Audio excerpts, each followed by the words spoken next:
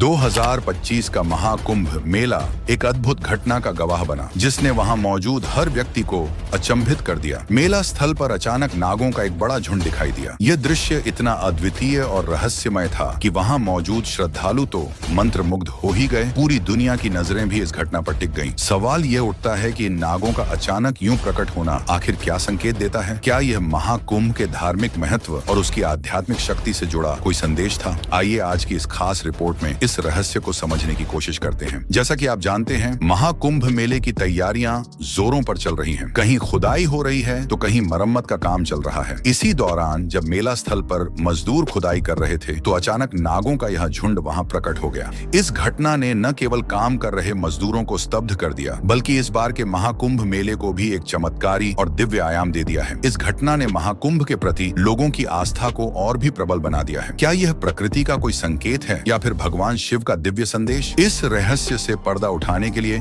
इस वीडियो को अंत तक जरूर देखें। साथ ही महादेव के सच्चे भक्त वीडियो देखने के बाद कमेंट बॉक्स में हर हर महादेव लिखकर अपने भाव प्रकट करें और चैनल को सब्सक्राइब करना न भूलें। प्रयागराज के संगम तट पर आयोजित होने वाले महाकुंभ मेले की तैयारियां कई वर्षों से चल रही हैं। उत्तर प्रदेश सरकार इस ऐतिहासिक आयोजन के लिए शहर को पूरी तरह से नया स्वरूप देने में जुटी हुई है। संगम पर जहां गंगा और यमुना नदियों का मिलन होता है, वहीं अदृश्य रूप में सरस्वती नदी के मिलने की मान्यता है, जो प्रयागराज के महत्व को और भी बढ़ा देती है। हर 12 साल में होने वाला महाकुंभ मेला भारतीय संस्कृति, अध्यात्म और परंपराओं का अद्भुत संगम प्रस्तुत करता है। इस बार महाकुंभ मेला 12 जनवरी से शुरू होकर 26 फरवरी यानी महाशिवरात्रि तक चलेगा। उम्मीद है कि इस आयोजन में 10 करोड़ से अधिक श्रद्धालु हिस्सा लेंगे। इस मेले की भव्यता और महत्व का अंदाजा इसी बात से लगाया जा सकता है कि यहाँ केवल आस्था का प्रवाह ही नहीं, बल्कि चमत्कारिक घटनाएं भी देखने को मिलती हैं। ऐसी घटनाओं ने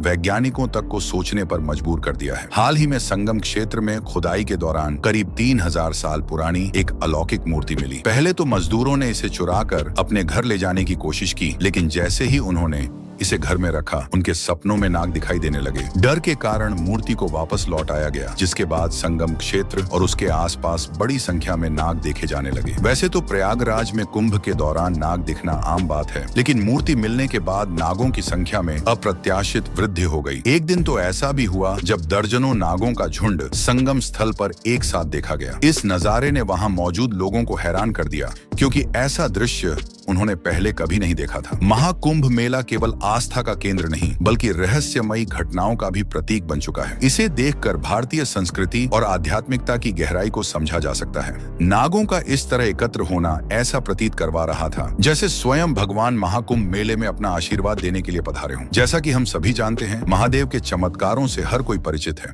जब भोलेनाथ की कृपा किसी पर बरसती है तो वह व्यक्ति अद्भुत घटनाओं का साक्षी बनता है और उसका जीवन संवर जाता है। लेकिन अगर महादेव क्रोधित हो जाएं, तो उनकी शक्ति से आकाश और पाताल भी थर्रा उठते हैं। ऐसे में जब प्रयागराज के संगम पर नागों का ऐसा झुंड दिखाई देता है, तो यह न केवल लोगों के लिए हैरानी का विषय बनता है, बल्कि स्थानीय प्रशासन को भी सोचने पर मजबूर कर देता है। एक ओर आमजन की सुरक्षा की चिंता रहती है, तो दूसरी ओर इन नागों की उपस्थिति ईश्वर की उपस्थिति का आभास कराती है। यह नजारा वास्तव में अलौकिक और अद्भुत है। लेकिन दोस्तों, यह तो केवल शुरुआत है।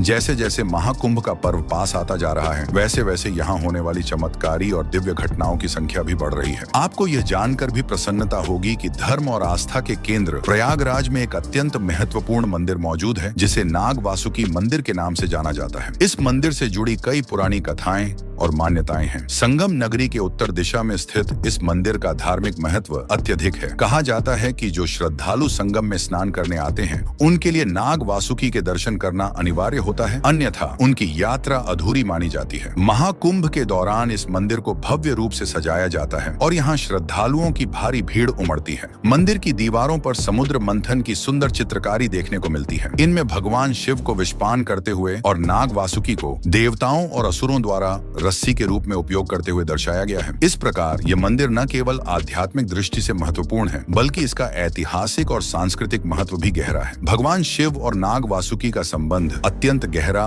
और अद्वितीय है। नाग वासुकी, जिन्हें नागों का राजा कहा जाता है, ने समुद्र मंथन के दौरान अपनी अहम भूमिका निभाई थी। उस समय वे बुरी तरह लहूलुहान हो गए थे। उनकी इस अवस्था को देखकर भगवान विष्णु ने उन्हें आराम और शांति के लिए एक विशेष स्थान प्रदान किया। तब से इस स्थान को नागवासुकी के नाम से जाना जाता है। महाकुंभ के इस विशेष अवसर पर क्या आप भी प्रयागराज आ रहे हैं? अपने विचार हमें कमेंट बॉक्स में जरूर बताएं। यदि यह जानकारी आपको रोचक लगी हो तो इसे लाइक और शेयर करना न भूलें। अब हम आपको एक ऐसे रहस्य के बारे में बताएंगे जिसे जानकर आप हैरान रह जाएंगे। क्या आप जानते हैं कि प्रयागराज महाकुंभ की खुदाई के दौरान नासा के वैज्ञानिकों ने एक ऐसा चमत्कारी खोज की जिसने सभी को स्तब्ध कर दिया। यह घटना न केवल ऐतिहासिक खोजों में से एक है, बल्कि इससे जुड़ी कई रहस्यमय बातें भी सामने आई हैं, जो महादेव की दिव्यता को प्रमाणित करती हैं। आइए इस रहस्य से पर्दा उठाते हैं और जानें कि कैसे यह खोज महादेव के चमत्कार को उजागर करती है। महाकुंभ की शुरुआत से पहले प्रयागराज को और अधिक भव्य और आकर्षक बनाने का कार्य जोरों पर था। उत्तर प्रदेश सरकार ने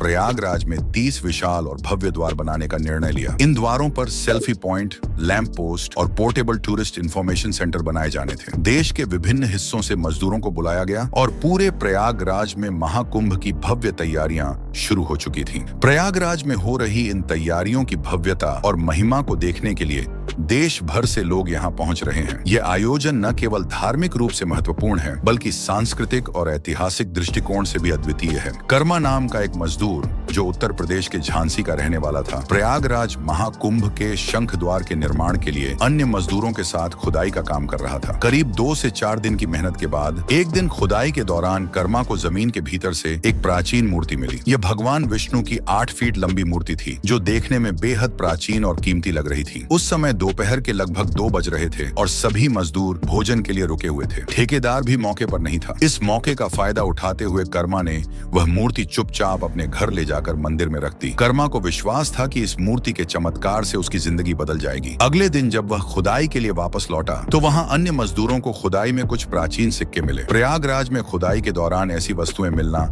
सामान्य बात थी, क्योंकि इससे पहले भी कई जगहों पर भगवान बुद्ध की खंडित मूर्तियां, सिक्के और अन्य धरोहरें मिल चुकी थीं। लेकिन नियम के मुताबिक ऐसी किसी भी ऐतिहासिक वस्तु को तुरंत सरकार को सौंपना होता था। कर्मा ने मूर्ति को अपने घर ले जाकर बड़ी गलती कर दी थी। उसी रात से उसे अजीब और डरावने सपने आने लगे। कभी वह सपने में विशाल काला नाग देखता तो कभी पुलिस स्टेशन। 1 हफ्ते तक वह डर के साए में जीता रहा और हर रात भयानक सपने देखता। आखिरकार उसे समझ आया कि यह सब मूर्ति को घर लाने की वजह से हो रहा है। हालांकि वह इस डर से सच्चाई बताने में झिक रहा था कि उसे जेल हो सकती है। अंततः अगले दिन वह खुदाई के दौरान उस मूर्ति को वापस ले गया और ऐसा दिखाया जैसे वह मूर्ति उसी दिन खुदाई में मिली हो। जब उस मूर्ति को सभी के सामने पेश किया गया तो सभी हैरान रह गए। मूर्ति में भगवान विष्णु को शेषनाग की शैया पर लेटे हुए दिखाया गया था। मूर्ति की जांच के लिए वैज्ञानिकों की टीम बुलाई गई। जब जांच रिपोर्ट सामने आई तो सच्चाई ने सबको हैरान कर दिया। वह मूर्ति करीब 3000 साल पुरानी थी और इसे एक ऐसे दुर्लभ पत्थर से बनाया गया था जो आज के समय में